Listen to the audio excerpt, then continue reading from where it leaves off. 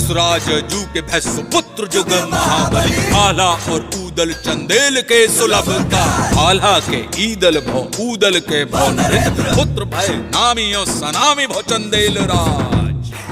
महोबा के कवि कुल श्रेष्ठ जगनायक या चारण जगनिक राव द्वारा लिखित परमाल रासों की इस अमर वानगी में उल्लेख है बुंदेलखंड के दो असीम शूरवीरों का। चंदेल कालीन लोक महाकाव्य आला खंड में वर्णित रणबांकुरे आला ऊदल की अमर कहानी। एक कहानी उस वक्त की है जब दिल्ली के राज सिंहासन पर महाराज पृथ्वीराज चौहान विराजमान थे। उन्होंने अपने आसपास के लगभग सभी राजाओं को अपने अधीन कर लिया था, लेकिन कन्नौज के राजा जयचंद और कालिंजर के चंदेल राज परमाल ने पृथ्वीराज चौहान के आगे अपना सर नहीं झुकाया था। राजा परमाल का विवाह उरई के राजा वासुदेव की बेटी मलहना के साथ हुआ था। मलहना की दो छोटी बहनें भी थीं, देवलदे और तिलका, जिनका विवाह राजा परमाल के दो वीर सेना नायक और सगे भाई दक्षराज और वत्सराज के साथ हुआ था। इस विवाह से महारानी मलहना इतनी खुश हुई कि उन्होंने देवलदे और दक्षराज के लिए दहसरपुरवा में एवं तिलका और वत्सराज के लिए सिरसा में दो अलग अलग भव्य महल बनवा दिए। उन्हीं दिनों राजा परमाल ने महोबा को अपनी नई राजधानी घोषित किया था। चंदेल राज परमाल की इस पवित्र भूमि में लगभग एक ही समय में 5 पुत्रों का जन्म हुआ, जो आगे चलकर महोबा के पंचवीर कहलाए। महारानी मलहना की कोख से राजकुमार ब्रह्मकुमार का जन्म हुआ। ब्रह्मकुमार एक शूरवीर योद्धा था। राजा परमाल के राजपुरोहित के घर ढेबा नामक बालक का जन्म हुआ। ढेबा वीर होने के साथ ही ज्योतिष विद्या में भी निपुण था। ढेबा को आलाखंड में विपत्ति का साथी कहा गया है। उसने हर विपत्ति में अपने मित्रों का साथ निभाया। ढेबा के बारे में अलहत यानी आला गाने वाले आज भी ये गाते हैं, विपत्तिया के ढेबा है ऐसो मीत मिलन को ना, विपत्तिया के ढेबा है ऐसो मीत मिलन को ना। विपत्ति के मित्र ढेबा हैं और ढेबा जैसे मित्र आसानी से मिलते नहीं। इधर सिरसा में तिलका ने मलखान नाम के एक पुत्र को जन्म दिया। कहते हैं कि मलखान का शरीर वज्र की तरह कठोर था और युद्ध भूमि में वो अंगद की तरह पांव जमा कर लड़ता था।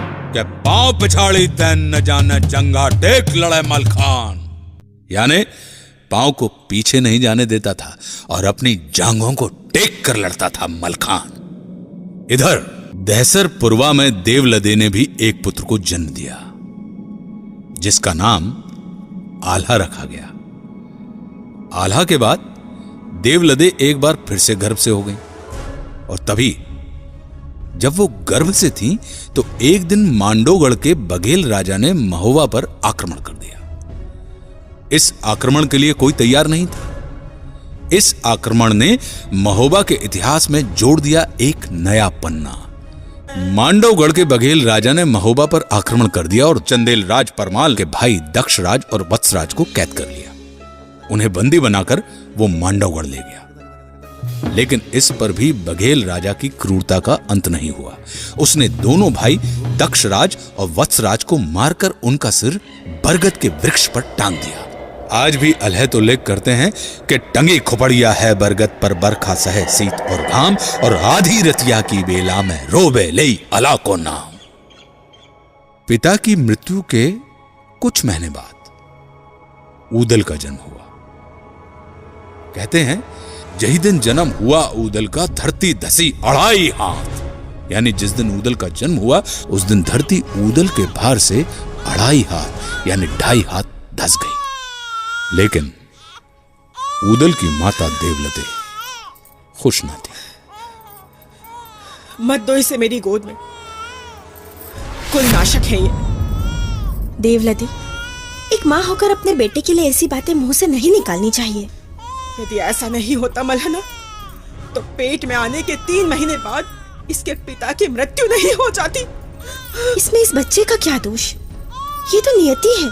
जिस पुत्र ने अपने पिता का मुंह नहीं देखा, जिसके जन्म लेते ही धरती 2.5 हाथ नीचे धंस गई, वो कुलनाशक नहीं तो और क्या है? कहो ना। देवलती, तुम कटु हो गई हो। तुमसे बहस का ये उचित समय नहीं है। मल्हाना, जब आप समझ ही चुकी हैं तो मुझे अकेले छोड़ने का कष्ट करें। हाँ बिल्कुल, आज से मैं इस बच्चे की माँ हूं, अपने साथ ले जा रही हूं इसे। पर एक बात याद रखना देवलदे, आगे चलकर यही बालक राज्य का नाम रोशन करेगा और अपने पिता की मौत का बदला लेगा। ये धर्म की माता है मालंदे, जो उदल को लियो बचाए।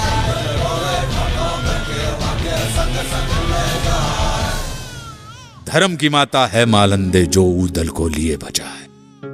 राजा परमाल ने महोबा के इन 5 वीर आला, ऊदल, मलखान, ब्रह्मकुमार और ढेबा को एक साथ पढ़ाया लिखाया तथा अस्त्र शस्त्र को चलाने की कला से रूबरू कराया। देखते ही देखते 5 बालक अपनी किशोरावस्था पार कर गए। साथ ही साथ इनकी बहादुरी के किस्से पूरे प्रांत भर में फैल गए थे। इन सब में ऊदल की वीरता से राजा परमाल काफी प्रभावित थे। एक दिन वो अपने राज दरबार में बैठकर ऊदल की वीरता की चर्चा अपने सभासदों के सामने कर रहे थे कि तभी आला ऊदल का मामा माहिल वहां आ पहुंचा। माहिल ने महाराज की बातें सुनी और माहिल महाराज से कहने लगा, क्षमा करें महाराज, ऊदल तो साधारण सिपाही है, वो कब से तलवार बांधने लगा।